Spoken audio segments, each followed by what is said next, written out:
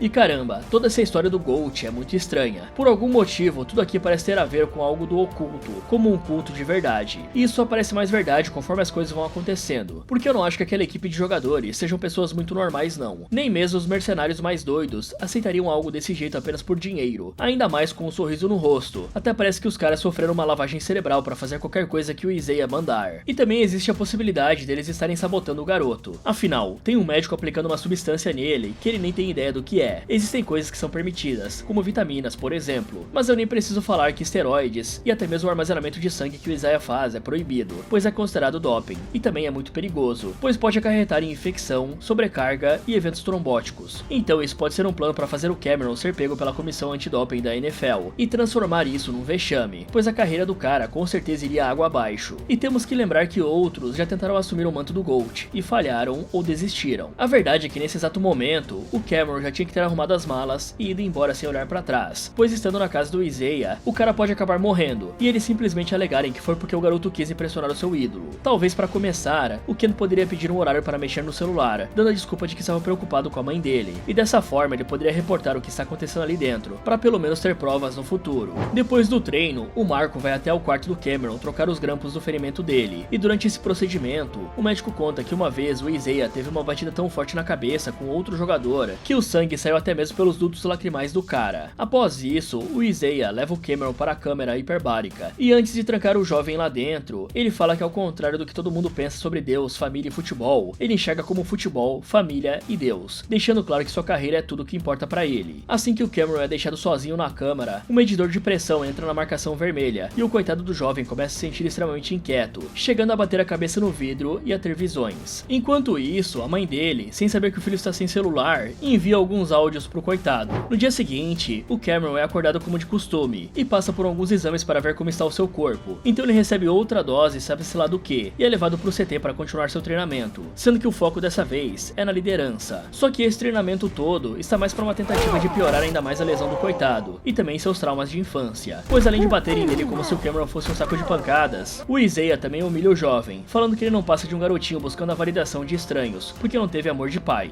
Por esse motivo, o Isaiah também fala que o Cameron não é o pai dele, e pergunta se essa vida é o que ele quer, e se sim, o que o jovem está disposto a sacrificar. Então o Cameron fala que realmente quer isso, e que vai sacrificar tudo o que for preciso. Aí, satisfeito com a resposta, o Isaiah manda o treino recomeçar, para que o Cameron possa mostrar sua vontade de chegar ao topo. E sentindo que precisava se provar, o Cameron simplesmente cabeceia com tudo o jogador que estava vindo para cima dele, o que resulta no adversário tendo uma terrível fratura craniana, e ficando jogado no chão como um pedaço de presunto. Só que ao contrário do que ele pensava, ninguém fica irritado com isso, e o GOAT até mesmo fala que está orgulhoso. Fora isso, os caras se reúnem em volta do jogador caído, e começam a cantar e dançar o lema dos Saviors. Em seguida, o Cameron está andando pelo corredor, quando de repente começa a ouvir alguns barulhos de respiração vindo de trás de uma porta. Só que do nada ele não consegue pensar nisso, porque do nada, uma bola é jogada no chão e o deixa assustado. Por isso ele anda um pouco mais e escuta uns zumbidos vindo da escuridão, e quando ele menos espera, vários fotógrafos aparecem e tiram fotos dele. Ao mesmo tempo, alguém fantasiado coloca um saco plástico em sua cabeça, só que era tudo uma alucinação. Depois disso, o Cameron liga pra casa e avisa pro Drew que infelizmente não vai conseguir sair para ir à festa de aniversário da mãe deles. E fora isso, ele também fala sobre as visões que anda tendo. No entanto, o Drew não leva nada disso a sério e fala que é só coisa da cabeça dele, o que tá certo, né? Esse é o problema. Nesse momento, o Marco aparece por trás do Cameron e se senta com um jovem, que fala que está morrendo de dor de cabeça e pergunta se ele tem algum remédio. Só que ao invés de dar o tal remédio, o Marco fala que é normal que a sua cabeça esteja assim, até porque é preciso muito sangue para se tornar um rei, e por isso ele recomenda que o garoto nunca dê a vida pelo trabalho igual o próprio Marco está fazendo, pois isso o separa de todos que o amam. E antes de ir embora, o Marco também diz que é uma pena que o Cameron seja tão talentoso e tenha sido tão bem preparado. O que nenhum deles sabia é que a Marjorie e o seu culto estavam vendo tudo através da janela. Em seguida, quando o Cameron está na sauna com o Isaiah, o jovem pergunta como é ser o GOAT, e aí o cara abre o coração, falando que antes ele pensava que seria uma bênção, porém agora percebe que não tem nenhum significado, pois o jogador desistiu de tudo para algo que um dia vai acabar, tanto que o pesadelo que ele costuma ter é que um dia vai estar sentado no sofá assistindo outra pessoa jogar no seu lugar, fazendo o trabalho que um dia ele já foi tão bom. Isso sem contar os aplausos dos fãs, a cerimônia de entrada no campo, os colegas e até mesmo as vaias adversárias. O futebol americano é basicamente tudo em sua vida, pois tudo que ele tem é graças ao futebol, até mesmo a sua família. Isso também faz o Cameron dizer que também tem vontade de ter uma família e filhos. E ouvindo isso, o Isaiah fala que o Cameron é um bom garoto e pede pro jovem ser melhor que ele e achar a própria maneira de chegar ao topo. Mas como o Cameron não entende o que ele quis dizer com isso, o Isaiah pergunta pro garoto o que ele faria se estivesse morrendo de fome em uma prisão e alguém lhe oferecesse comida ou liberdade. Existe realmente escolha para alguém nessa situação. Após isso, o Gold sai da sala e deixa o Cameron sozinho para descansar. O problema é que pouco depois do jovem deitar para cochilar, a Marjorie sai debaixo do banco, como se fosse uma assombração, pega uma pedra quente e levanta as mãos para esmagar a cabeça do Cameron. Por sorte, a idiota solta um grito antes de golpear e alerta o jogador, que se levanta, domina a invasora e apaga ela. Nesse momento, o Isaiah aparece ali para ver como o jovem está e abre a porta para ele sair. Só que nesse momento, a Marjorie ataca o Cameron por trás e o Gold pega ela pelo pescoço. E aí a doida pede por uma relaxada, mas ele dá um beijo nela e a joga contra a parede, fazendo ela bater a cabeça e ir de base. O bizarro é que o cara dá risada disso, fica impressionado pela paixão da fã e fala que precisa se dedicar por ela, por isso manda o jovem ir embora. Em seguida, o Cameron está de boa, pensando no que fazer agora, quando de repente, a Elsie aparece para ele, dizendo que o jovem não pode inventar de ir embora agora, e ela até mesmo fala que espera que o Isaiah não tenha sido muito duro, pois ele pode estar com um pouco de ciúmes ultimamente. Além disso, ela fala que está dando uma festinha na piscina com as meninas, e chama o atleta para ir se divertir. Aí percebendo que tem várias mulheres de biquíni prontas para se divertir com ele, o cara não perde tempo e vai até lá dançar um pouco, esquecendo completamente que tem uma namorada. Só que na manhã seguinte, o Cameron acorda todo suado e vê o Isaiah na frente dele com uma pistola, perguntando se ele dormiu com a Elsie. E apesar de negar, fica bem claro que o garoto está mentindo ou nem lembra direito o que aconteceu, até porque o Isaiah consegue ver na cara dele o nojo que ele sente por ter traído a namorada. O mais doido de tudo isso é que o Isaiah só está zoando com a cara do Cameron e não se importa com a esposa dele ter dormido com o jovem. A única coisa que o Gold tem para falar pro Cameron é que se ele tem medo de ferir os sentimentos da namoradinha, o cara jamais vai ter o que é preciso para ser o rosto dessa franquia. Ok, fora a decisão idiota do Tom, que é liberar e até forçar o Cameron a esse treinamento extremamente perigoso, basicamente tudo que está acontecendo nessa casa é completamente errado, principalmente do ponto de vista médico, até porque o Marco está submetendo o cara a procedimentos médicos e injeções sem documentação, que o Cameron nem faz ideia do que seja. Claro que pode ser um remédio, porém também pode ser o suco para aumentar a sua performance, ou algo ainda pior. E tudo isso está me lembrando bastante o filme Corra, onde os brancos basicamente possuem os corpos dos negros para continuarem vivendo. Aqui parece que os caras podem muito bem estar preparando o Cameron para ser possuído pelo Isaiah, para que assim eles tenham um novo quarterback, enquanto mantêm um antigo, o que seria genial para o time e péssimo para o jovem. A única explicação real do porquê o Cameron ainda está nessa casa e suportando tudo isso, com certeza é devido a toda a pressão que ele vem sofrendo desde criança, pois assim como eu já disse antes, aquela criação distorcida que ele tem por parte do pai, sem dúvidas afetou a sua cabeça, e é possível que o cara pense que sem o futebol, ele não é e não vai ser nada na vida. Fora isso, é completamente ridículo que a casa de um milionário tenha uma segurança tão precária, sendo que a rua que leva para a residência está lotada de fãs malucos, que mais parecem uma seita. Me surpreende que esse local não tenha sido invadido antes. Mas o pior de tudo é que desde o início, dava para saber que a casa realmente não tem segurança nenhuma. Afinal, o Cameron chegou do nada e conseguiu entrar de fininho sem avisar ninguém ou ser questionado por guardas. Ou tudo isso faz parte de algum plano, né galera? E deixaram esses malucos entrarem na casa, pois eu duvido muito que qualquer um poderia entrar assim, ainda mais com essas intenções. Outra coisa preocupante é a forma como eles trataram os malucos, já que a Marjorie foi finalizada e o casal simplesmente agiu como se fosse uma terça-feira normal na vida deles. Mais tarde, o Cameron e o Isaiah saem para treinar tiro ao alvo no deserto. E enquanto o Isaiah está atirando, o jovem fala que está pensando na mulher que quase finalizou na noite passada. Porém o Gold fala que não sabe de mulher alguma e deixa o garoto sem entender nada. Logo após o Isaiah atirar, chega a vez do Cameron. Só que antes do cara puxar o gatilho, o ídolo propõe uma aposta entre eles, em que se o jovem acertar, ele poderá ganhar qualquer coisa que quiser, mas se errar, o Isaiah ficará com a sua juventude. E como acha isso estranho pra caramba, o Cameron nega, dizendo que irá conquistar as próprias coisas, e fala que se errar o tiro, irá deixar o astro continuar sendo o quarterback número 1 na próxima temporada, algo que parece afetar bastante o cara, e no fim ele acerta o tiro. Depois disso, o Cameron volta pra casa e se injeta um produtinho para treinar melhor, o que faz ele se lembrar de todos os comentários de dúvidas que já ouviu sobre o seu futuro. No dia seguinte, o Ken acaba tendo que participar de uma entrevista e de uma sessão de fotos junto com o Isaiah e a Elsie, pois isso vai servir como media training para ele, o que vai ser muito necessário se o jovem quiser ser o rosto da franquia. Mas antes dele falar com a jornalista, o casal conversa com a mulher e o Isaiah conta que os povos antigos costumavam enviar os garotos para a floresta para que eles se transformassem em homens. Muitos acabaram morrendo, porém os que voltavam eram verdadeiros reis, que carregavam os espíritos dos mortos com eles. E para ele, o futebol é praticamente a mesma coisa, com a única diferença que agora os meninos são elaborados, criados para se tornarem verdadeiros guerreiros do campo, pois a grandeza exige mais do que talento e trabalho duro. Também é necessário sobreviver à morte de quem costumava ser. Após isso, o Cameron conta que desde criança sempre acordou às 5 da manhã para treinar com o seu pai, tendo uma rotina de dormir, treinar e estudar, o que era terrível para ele, que só queria ser uma criança normal. E por isso, no seu último treino com o cara, o Cameron acabou dizendo que não gostava de futebol, acabando com todos os sonhos sonhos do homem, que morreu meses depois. E até hoje, o jovem carrega o trauma e a pressão de ter decepcionado o próprio pai. E por esse motivo, o campo se tornou o local seguro para ele, pois enquanto Cameron jogasse, todo o resto não era real, nem mesmo a morte do seu pai. E até hoje ele continua jogando para honrar o pai. Depois desse discurso, o Cameron se afasta das outras pessoas e vai puxar alguns pesos. Então a Elsie vai atrás dele e fala que entende bem a história do garoto. Só que por que está por vir, ele precisa ter certeza de que realmente quer isso, e que não está apenas seguindo em frente sem uma motivação real. E quando o Cameron fala que tem certeza do que quer, a Elsie revela que está indo para uma festa com os executivos dos Saviors, e que esses magnatas querem conhecer o jovem para lhe fazer uma oferta, a mesa que foi feita pro Isaiah há 20 anos. Sabendo disso, o Cameron obviamente aceita ir com ela. No entanto, o próprio Isaiah recusa ir com eles e fala que vai ficar em casa vendo algumas fitas. Algum tempo depois, os dois chegam em um local bem discreto, e a Elsie explica que quando atingem um certo nível, as pessoas preferem ser mais discretas com as suas reuniões, principalmente por conta dos rituais. Fora isso, a Elsie também fala um pouco sobre as pessoas que ele vai conhecer, e pede para ele ter paciência com o filho do dono do time, até porque mesmo sendo irritante, é ele quem vai herdar tudo quando o velho bater as botas. O estranho mesmo é que na hora em que os dois entram na festa, o Marco dá um abraço no jovem e fala para ele correr, porém não consegue falar mais nada antes da Elsie puxar o Cameron e levá-lo para se encontrar com os executivos dos Saviors, que perguntam se o jogador está pronto para o próximo passo, e quando ele fala que sim, os ricaços mandam trazer muitas bebidas e mulheres para ele. Mas enquanto o Cameron está curtindo a noite, o Isaiah está treinando e a Elsie aparentemente está finalizando alguém. Aí alguns minutos depois, quando o Cameron já está doidão, totalmente fora de si, ele entra em uma tenda de plástico e encontra uma máscara bizarra. O problema é que ao levantar a máscara, ele encontra a cabeça desconectada do coitado do Marco, que infelizmente virou estatística, e isso deixa o jovem completamente apavorado, aumentando os efeitos do que ele consumiu e fazendo ele desmaiar. Algum tempo depois, o Ken acorda deitado em uma banheira de gelo com várias agulhas no braço e um laser esquisito passando pelo corpo. Então ele olha pro lado, vê que tem alguns medicamentos em uma mesa e se arrasta até lá após arrancar as seringas. Entre os medicamentos tem uma seringa de adrenalina escrita Run, com um sorrisinho, deixando claro que foi deixado pelo Marco. Por isso o jogador não perde tempo e se injeta com a adrenalina, o que faz o seu corpo e mente acordarem de verdade. Com isso feito, ele pega um dos troféus do Isaiah e sai em busca do cara pelos corredores da casa. Assim, ele chega a uma sala toda vermelha e encontra o jogador deitado, assistindo às fitas de quando ele foi ovacionado pela torcida, algo que o cara diz ser mágico, pois mesmo sabendo que o Cameron está ali, ele não se importa, pelo menos até o momento em que o jovem tenta finalizá-lo com um troféu. Aí ele se defende e até bate no cara, e ao tentar sair da sala, o Cameron descobre que está trancado ali com um Gold, e vendo que o garoto queria sair, o Isaiah diz que ele não pode fazer isso, afinal, ele disse que faria de tudo para alcançar a glória, o que o Cameron responde perguntando se é por isso que ele acordou recebendo o sangue do cara. O bizarro é que ao contrário do que o jovem esperava, o Isaiah revela que esse sangue na verdade é do primeiro quarterback dos Saviors, e vem sendo passado de geração em geração para dar poder aos próximos, mas como o Cameron não entende o que ele quis dizer, o Isaiah explica que desde o começo da liga existe uma besta rondando o campeonato, e quem a tiver será escolhido como GOAT, e esse é o objetivo do Isaiah. Além disso, ele fala que seu contrato expira no ano que vem, e então os Saviors ficarão sem um quarterback. Só que agora que o Cameron recebeu o sangue de gerações, os dois podem ter uma disputa justa para ver quem será o próximo a cumprir essa função, e para isso só um deles terá que sair dali com vida pelo túnel. Então os dois trocam algumas farpas para ver se conseguem desestabilizar o moral do inimigo, e começam a trocação sincera de socos, e também de alguns outros golpes, como esmagamento de crânio, e a situação parece ficar totalmente fora de controle pro Cameron, quando o Isaiah consegue dominá-lo e quebrar o seu braço, e até mesmo o Isaiah acredita que a luta acabou, tanto que ele deixa o Cameron se levantar, mas esse acaba sendo seu maior erro, pois o Cameron se levanta, pega um capacete e acerta com tudo um golpe de baixo para cima no queixo do astro, e com ele deitado no chão,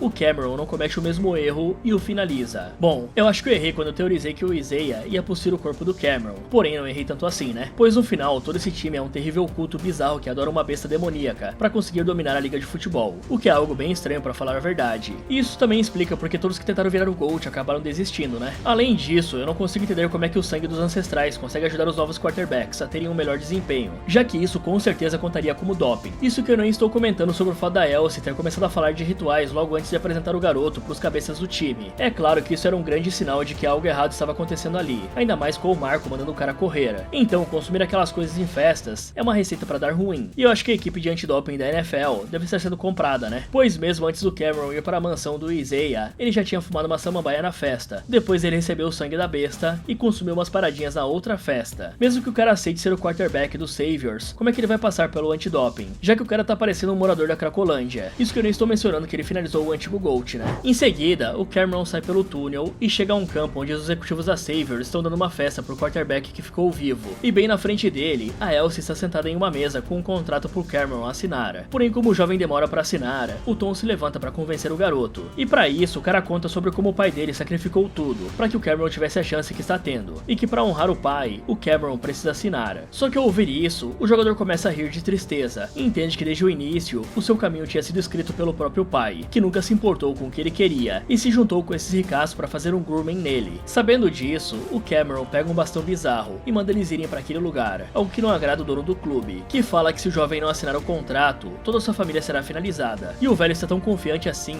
porque tem um assassino demoníaco mascarado bem atrás do jogador, pronto para acabar com ele. Ouvindo isso, o Cameron pensa em tudo que o seu pai já lhe disse, e recusa a oferta, o que faz o assassino lhe golpear. Porém, o cara desvia, e finaliza o mascarado como se não fosse nada, mostrando que o sangue dos Saviors realmente deixou ele no auge físico. Aí vendo que a situação estava feia, e ninguém ia fazer nada para parar o jogador, a Elsie pega uma faca e parte para cima dele. Mas antes que possa sequer fazer algo, a idiota cai no chão, cravando a faca no próprio pescoço. Dessa forma, o Cameron pega uma espada e joga nas costas de um executivo que estava fugindo. Depois ele pega a espada e finaliza o resto dos ricaços de uma maneira brutal, incluindo o dono do clube, que tem a cabeça desconectada. Após tudo isso acontecer, ele vai atrás do Tom, que está totalmente desesperado com tudo que está acontecendo. Só que por algum motivo, ele implora para que o Cameron acabe com a sua vida. E achando isso estranho, o jogador olha em volta e percebe que a besta da liga está chegando para levar mais uma alma, que deveria ter sido a dele. Por esse motivo, ele poupa e deixa o capeta arrastar o agente para o meio do pentagrama. Vendo isso, o Cameron lembra o Tom que sem coragem não há glória e vai embora, enquanto o agente grita e implora por ajuda, só que ninguém aparece para ajudá-lo, e o seu corpo explode que nem um balão. Ok galera, esse filme aqui é muito louco, afinal ele fica passando X-Ray do Mortal Kombat o tempo inteiro, querendo transformar a dor em um espetáculo talvez. Se bem que as coisas são bem confusas nesse filme, né, mas pode ser proposital. E apesar de muita gente achar que o filme foi dirigido pelo Jordan Peele, na verdade ele só foi produzido pelo cara, o que significa que ele deu a grana para fazer essa maluquice e largou na mão de outro diretor. E bom, o resultado foi esse aí, né? O filme não é tão ruim, só é bem confuso. Eu sei que isso aí é uma crítica a essa cultura de performance, onde muita gente quase se mata para ser um atleta de elite, e aqui ela foi literalmente transformada em um culto de sacrifício, em que a fama exige sangue. O Ken seguia a sua vida sob o lema que o pai dele falava, sem coragem não há glória, e por isso o cara sempre deve ter dado o máximo, e às vezes até botando a sua vida em perigo, para chegar ao topo. Afinal, lá teria a plateia, grana e fama que legitimaria todo esse espetáculo sem se importar com o custo humano. Fora isso, tem todo o grooming feito pelo pai do Ken, que nada mais é do que plantar uma ideia na cabeça do garoto desde jovem, e aí isso molda toda a identidade da criança para ser o GOAT, e não ele próprio, ou o que ele quer. Dá pra ver várias vezes que o Ken está meio perdido nos seus pensamentos, cogitando se é aquilo mesmo que ele quer pra sua vida. Afinal, o pai do cara mostrou uma fratura exposta pra ele, dizendo que aquilo era ser homem de verdade, e talvez seja por isso que o Ken aceitou tudo que foi aparecendo na frente dele. Aí depois que o cara entra na mansão, ele praticamente sofre uma lavagem cerebral feita pelo Isaiah White, que fala que o garoto deve pôr o futebol em primeiro lugar para conseguir ser o GOAT, deixando toda a sua vida de lado para isso. E o problema mesmo é que o sobrenatural só é apresentado no final do filme, porque o tempo todo nós só vemos alucinações do Ken, e nada que realmente mostre que ele estava prestes a fazer um pacto. E aí fica bem difícil assistir até o final, porque é muita coisa sem sentido ou mal explicada acontecendo. No fim, o filme mostra que a besta que eles tanto falam talvez seja a indústria de alguns esportes, em que os executivos praticamente fazem sacrifícios à custa de jovens, que querem fazer de tudo para entrar nos times e serem vistos nos holofotes. Mas agora falando das notas, bom, vamos começar pelas notas baixas, para não perder o costume. O Tom era um agente duplo, né galera? Ele ajudou a fazer o grooming no Ken desde pequeno, e era um fantoche do culto. Na verdade, o cara não se importava nem um pouco com o Ken, já que ele mesmo organizou o ataque do bodão, nota 3 pra ele. Já o Marco também era um cúmplice, e vamos dizer que o juramento de Hipócrates que ele fez não serviu pra nada, né? No final, talvez ele tenha tentado ajudar o Ken, e foi por isso que ele foi finalizado. E teve outras vezes que ele tentou dar indiretas pro cara fugir, mas o Ken não prestou atenção em nada. E quem sabe pode ter sido o Isaiah que mandou ele fazer isso também, nota 5 pro Marco. Já a Elsie, ela também compactuava com tudo que o culto fazia. Talvez ela nem fosse a esposa de verdade do Isaiah, e tivesse ali só pra vender a imagem de um casal bem sucedido. Ela era a lobo em pele de cordeiro, recrutando, conduzindo os rituais e armando situações. Mas digamos que tropeçar com uma faca na mão e se acertar, baixa a nota de qualquer um, né? Nota 4 pra ela. Passando pro Ken, bom, treinar à noite sendo um atleta supervisado é uma baita burrice, né? Tá certo que a parada foi armada, mas depois teve várias red flags, como ir sozinho pra uma mansão no deserto e se arriscar logo após uma lesão, e ele não ligou pra nada disso. No fim, o cara se redimiu e não aceitou o contrato. O problema é que se ninguém abafar tudo isso, o cara com certeza vai ser preso. Então nota 7 pro Cameron. Já o Isaiah White tinha tudo que o GOAT precisa, né? Carisma, força força e até mesmo os métodos de manipulação. Afinal, o Cameron aceitou tudo o que ele falava até o final. Ele só acabou morrendo por subestimar o Cameron, e até pareceu que ele tentou salvar o garoto do destino de ser o Gold. E não parecia ser por inveja ou algo assim, e sim pelo peso dessa escolha. Talvez ele tenha visto que o cara realmente não escolheu aquele destino, e sim o pai dele, que foi a mesma coisa que aconteceu com o próprio Isaiah. E também pode ser que a besta estava dentro do cara por conta do sangue, e tomava o controle dele em vários momentos, ou que perdia o controle, e deixava o Isaiah real voltar à consciência. Isso aí também não ficou claro. Por isso, a nota 9 pro cara. Afinal, ele ficou na ativa até os 45 anos, e performar bem até essa idade é o sonho de muitos atletas. E talvez seja só uma coincidência com o Tom Brady, né? Fala galera, esse foi como derrotar Gold. Você acha que conseguiria sobreviver? Me contem nos comentários. E se você fosse para uma floresta procurar pelo Pé Grande, mas acabasse encontrando provas de que ele realmente existe, o que você faria? Quer saber se esse casal vai sobreviver? Então clique aqui nesse vídeo, ou aproveite para ver outras sugestões do Derrotando Filmes. Muito obrigado por assistir, e lembre-se que talvez não seja tão bom assim conhecer os seus ídolos.